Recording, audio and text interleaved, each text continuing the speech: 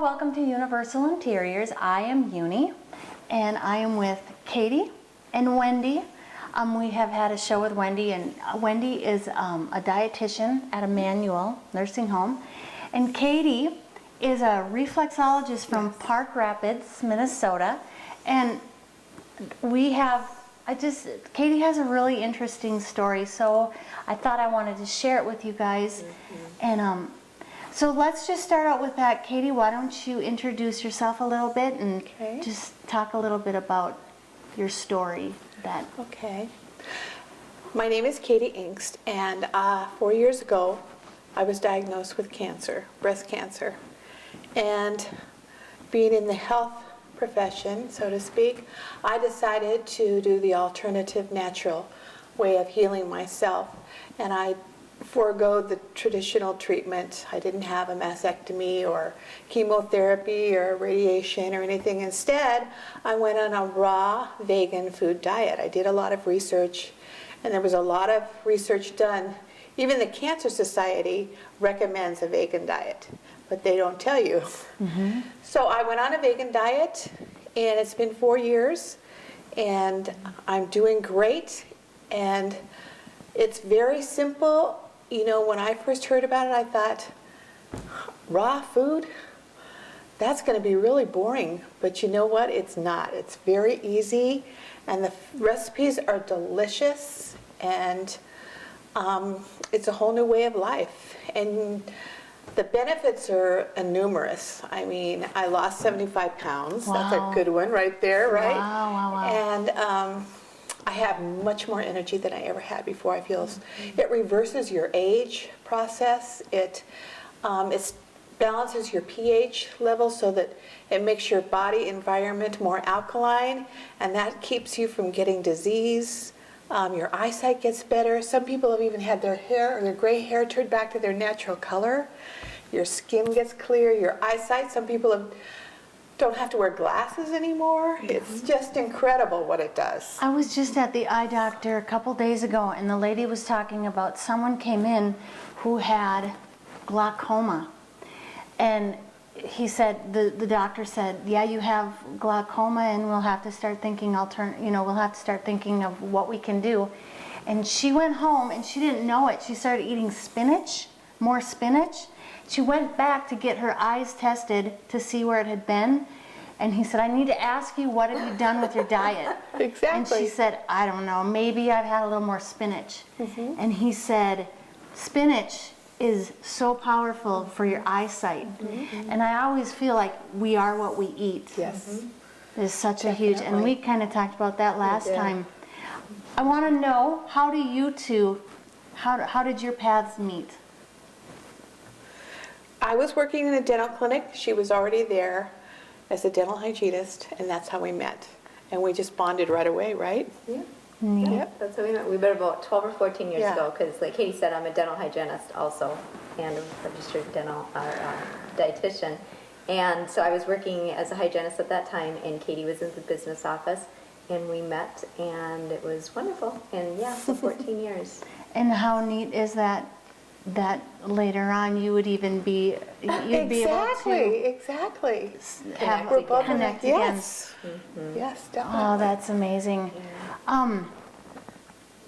One thing I think is interesting when we were talking before, Katie, is you said that you combined, you went to the doctors as well, because we don't want to, Right. we don't want to badmouth. No. The medical field, the medical world is great. And I even feel like the medical field is even turning a little bit more to homeopathic ways of prevention and trying to fight. So my question is, we were talking a little bit about you were doing both at the same time, and you were able to see that your cancer they did their thing, they looked at it and stuff. You want to talk a little bit more about that? Well, they did a biopsy, and they did find, because there was a suspicious thing on my mammogram, and they did find, when they did the biopsy, that it was cancerous. And I had that little tumor taken out. It was the size of an almond, they said. That's about the only thing I did. And because I felt for my journey that I had to do the raw food vegan diet. Now, if you feel that you want to go ahead and do the chemotherapy and the radiation and the mastectomy, if you feel that that's your journey, then do the raw food along with it. And at least that will help a lot, you know. Tell me, what does a day look like for you as far as your diet? That's a very good question, because a lot of people wonder how you get enough protein, Right. you know. And if you think about it, cows are in the field, and what do they eat? They eat grass. Do they look malnourished, or do they look unhealthy? No, they're big and they got a lot of meat on them, and they're doing just fine. You know, so greens are a big part of a lot of protein and nuts, right? And calcium. And calcium. And so like a sample menu would be, in the morning I wake up and I have a fruit smoothie, and I make a little cranberry bread, and I put nut butter on that. And it's funny, you can make things like egg salad out of nuts, taco salad out of nuts, and it tastes almost like the real thing, but it's out of nuts. And the bread is not the bread that we would Right. think of. A raw diet means that there is not any cooked or processed or heated foods, Yes. which is where the important part of the nutritional aspect of raw food diets coming in, is that, basically we look at food, I look at food as whether it's dead or alive. Exactly. Okay? Raw food diets is eating live food. Okay? That's where the health comes in, and the benefits, incredible benefits for your body come in.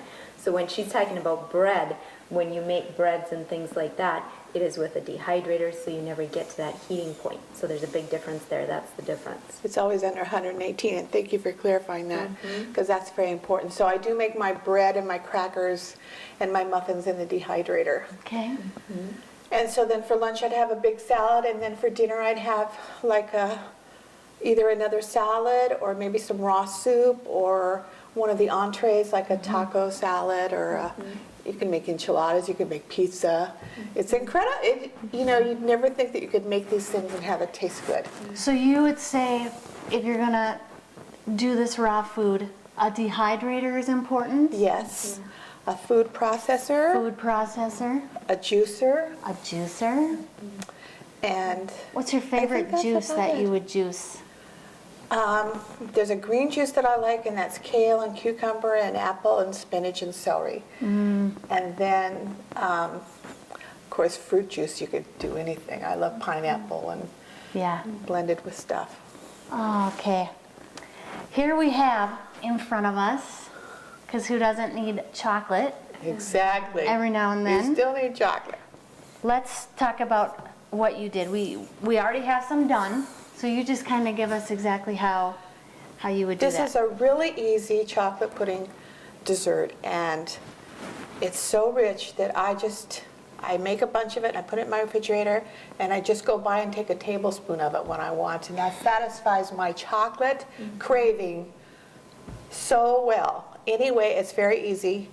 You soak some dates overnight, and we didn't have dates with us because I already did it. You soak the dates overnight, and then you blend it with some agave nectar right here.